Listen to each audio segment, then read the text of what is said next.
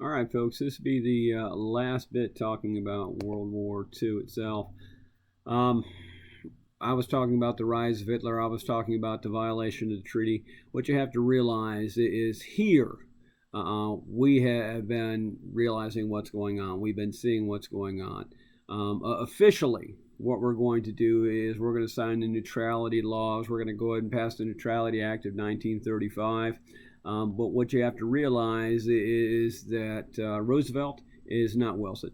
Roosevelt knows what's going to happen. He's well aware. So what he's going to do is he is going to adopt the policy of saying, hey, listen, all aid to the Allies short of actually being involved in war. He's going to start talking to Winston Churchill. He's going to start talking to whoever he needs to see about supplying.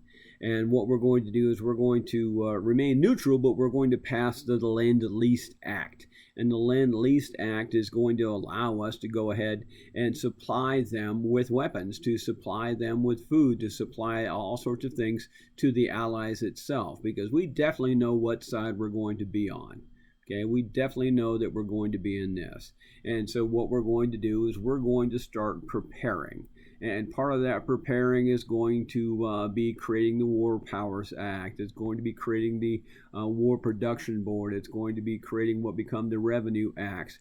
And the idea of this is we're going to start getting ready for this war before we get drug into it. Part of our staying out of the war is actually going to be dealing with Japan, who is our old ally. And we're having some issues with them because as Japan expands, they are expanding into territory owned by the French, owned by the Dutch. And we're kind of helping with that. We're supplying, in some cases, oil, in some cases, scrap iron. And we're trying to negotiate with them, saying, hey, listen, you can't be infringing upon the territory of our friends. It's all right to take property from people we don't like, but we like the French. It's going to come down to the fact that we're going to go ahead and cut off their supplies of scrap iron and oil, things like that. And that's what's going to eventually trigger them to advance more into other parts of Asia, because their idea is what's called the Asian sphere of co-prosperity. They're just trying to make Asia great again and make Asia safe for Asians. What's going to happen is our attempt to cut off their supplies and control them by controlling their supplies is what's going to eventually cause them to attack us. Well, once Pearl Harbor blows up, okay, literally, figuratively, and literally blows up, we're going to be forced to come into the war. But we're not going to do it just helter-skelter. We're going to do it with a plan. That's where the Atlantic Charter comes in. So I want you to make sure you look at that Atlantic Charter, because what we're looking at is it's going to establish common principles between us and Great Britain. The idea being is we're getting into this fight against what has become the tripartite pact. And we're going to say, hey, listen, if we're going to get in, we're going to make the world safe for democracy. We're going to get in with certain ideas in mind. And then what we're going to do is put the whole force of the American will behind it. What that does is this. We come to an agreement with Britain. We come to an agreement with everybody else. Listen, we're going to go ahead and fight in the European theater first. We're going to go ahead and stop Germany first. And then when we're done with Germany, you guys can come help us tackle this problem with Japan. We're going to devote most of our forces to winning the war in Germany, and we're going to fight more or less a stalling war in what's happening in the Pacific. So we got two theaters of operation. Almost a third, because you got to think about the home front too.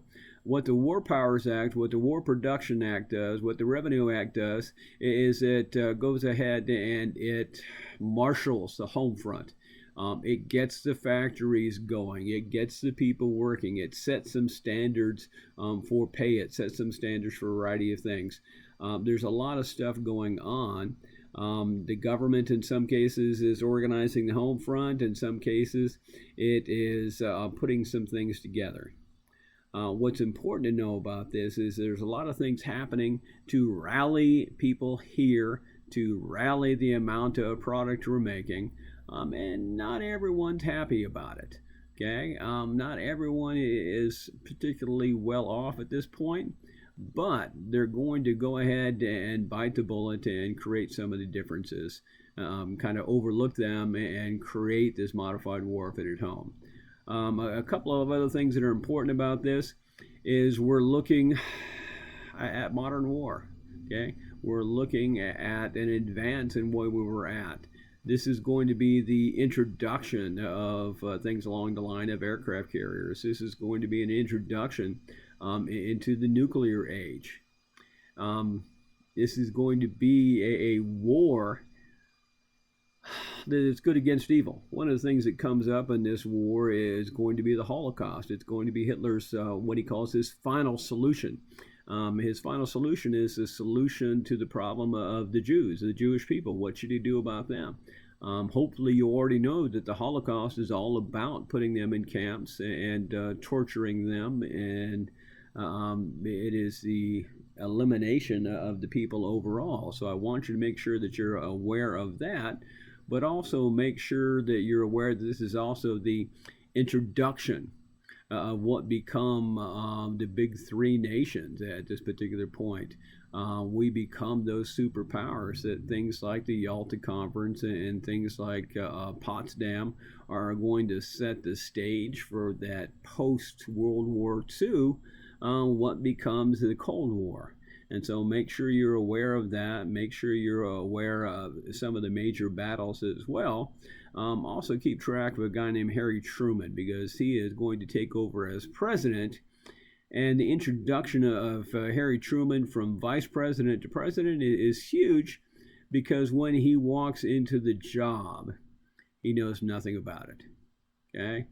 He doesn't know that we have a program to create the nuclear bomb. He doesn't know that we have this whole program that we've been working on, this secret weapon. And so make sure you're aware of some of the other stuff that's going on.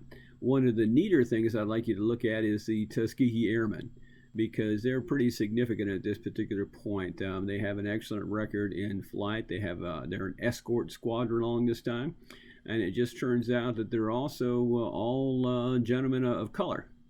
And so it is one of the first black airmen squadrons, and also one of the most successful air squadrons for the war. If there's anything else I would mention, I might mention the Enigma code in this, because I'm a fan of coding and encryption, and they do some pretty neat things with that. Otherwise, I'll go ahead and let you off and let you look at the rest of it. All right, take care.